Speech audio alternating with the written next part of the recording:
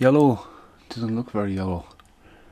You'd say First Class was yellow. First Class even went out its way to have a yellow DVD box, didn't it? But no, it's definitely going to have to be blue, this one, because Apocalypse is blue.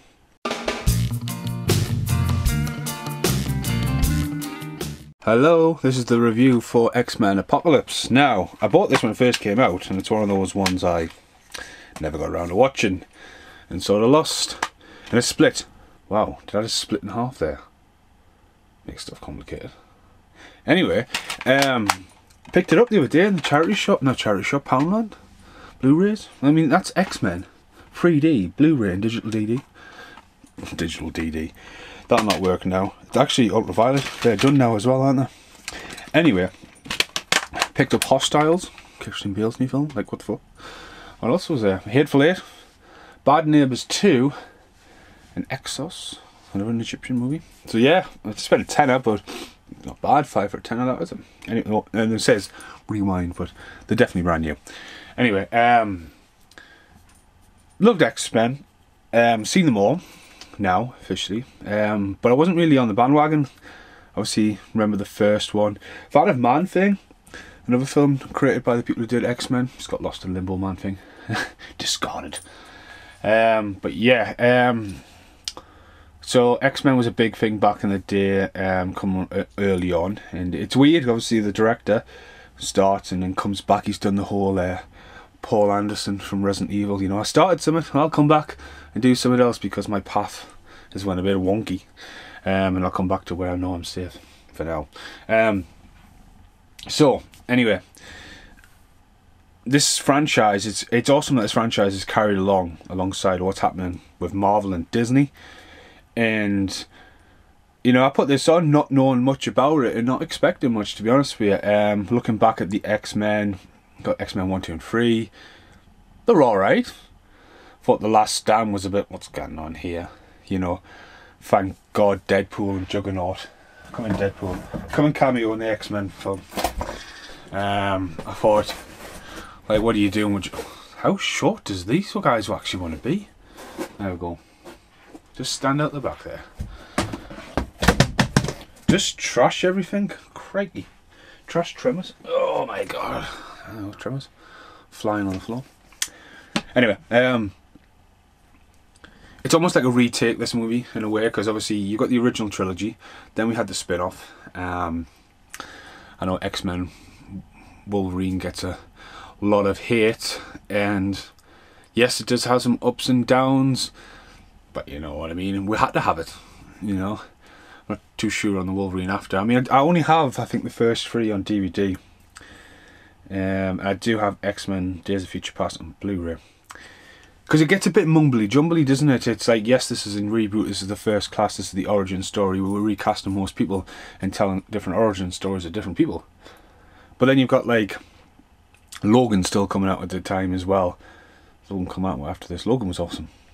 But no, I just generally enjoyed this movie. Don't remember First Class too much. And I don't remember Days of Future Past. I was watching this and I was yeah, everyone's in it, then crosses over, then it's a whole paradox time hole. And everyone's now talking about Wolverine popping up in Avengers, which, the way this universe is broken and shattered back together, it could work. They could just do it. Sign of the times, there's nothing stopping Deadpool and Wolverine turning up in the Avengers. Yes, it hasn't happened in comic book lore, but it's happening in real life now. It's a perfect opportunity. You need to capitalise on this. And that's where, I hope you've seen this movie already. Like, Hugh Jackman, it's great that Hugh Jackman reappears, and I'm a massive fan of the X-Men Wolverine Origins video game. Was awesome. That is one film, one video game that is even better. Miles better than the movie. And the whole bit where Weapon X breaks out. That's an awesome bit. Total awesome. And yeah, special effects were a bit weird, especially when the cargo crates were flying. I was like, hey, don't look real. But it's all been shot on 3D cameras as well, so there's a little bit of funny jokes in there. There's a lot of Easter eggs. It's great how these guys pop up in Deadpool as well as like a cameo, that universe as well. It's really cool. Good action, little origin stories. But then I get confused. You know, I mean, I was like, who's Beastman again? Oh, it's Nicholas Hoult. It's him from Mad Max. It's him. thought it was for him from me and me before you, but no. Performances are really good. It's a different spin on Magneto, but then obviously X-Men came out in the late 90s, didn't it? And this is 83. Like Magneto and Professor X did not age well. You know, it's just a whole origin story. Just, you know, they're trying to smooth it out, but it's still always going to be like this. You know, these backstories of Storm, because I'm sure Storm pops up and I think, is it X-Men Wolverine Origins? There's a flashback to the camp and there's a little Storm there. I'm sure there's a Cyclops. I'm sure there's a little Cyclops as well. You know, these little things. Are we supposed to forget about these movies? Probably. I should have probably watched Days of Future Past again and go, right, we've erased that bit. You know, we've erased that. But then there's another one coming out called Dark Phoenix. And at the moment it's just got Dark Phoenix. It doesn't have X-Men Dark Phoenix. It's just got Dark Phoenix. And obviously we had the Dark Phoenix storyline in The Last Stand as well. So it's like, okay. I'm not sure. But as a standalone movie, I loved it. I loved the Egyptian thing at the start. You know, how they took out the temple, how they took out a pyramid. That was quite good. I mean, that's a very ambitious plan they came up with. But yeah, it was great. Take that. Oscar Isaac, didn't even realise it was him. It's that guy from Ex Machina. He's in quite a lot of movies. Nightcrawler, it's great to see Nightcrawler back as well, because I like Nightcrawler in his only appearance in X-Men 2.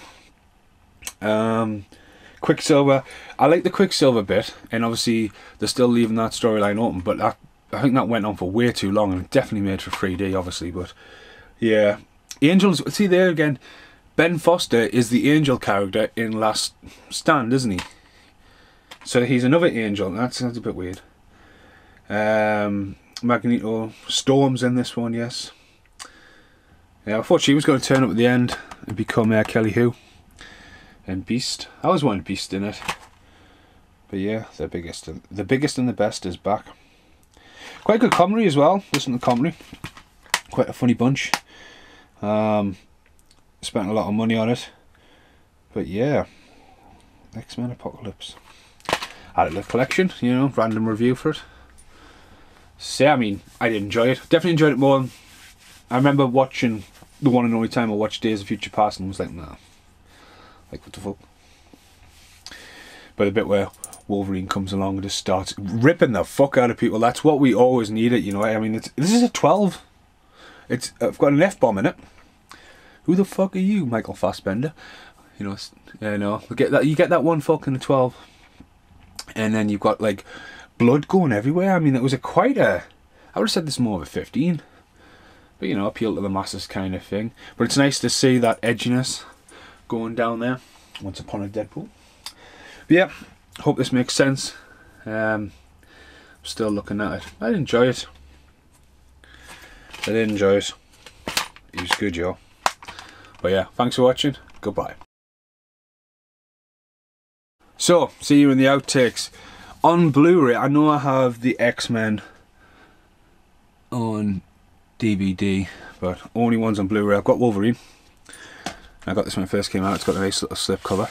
I know it gets a lot of hate, but what's really funny is JJ Perry does all the stunts in it, and JJ appears in my movie, and he's actually in the special features of this, which is really, really funny. Because Scott Adkins comes along and takes over Ryan Reynolds in the fight at the end, which, you know, it's pretty awesome, that bit. It's just, again, the weird claws get a lot of hate in it, which is obvious, but I mean, it's an awesome front cover.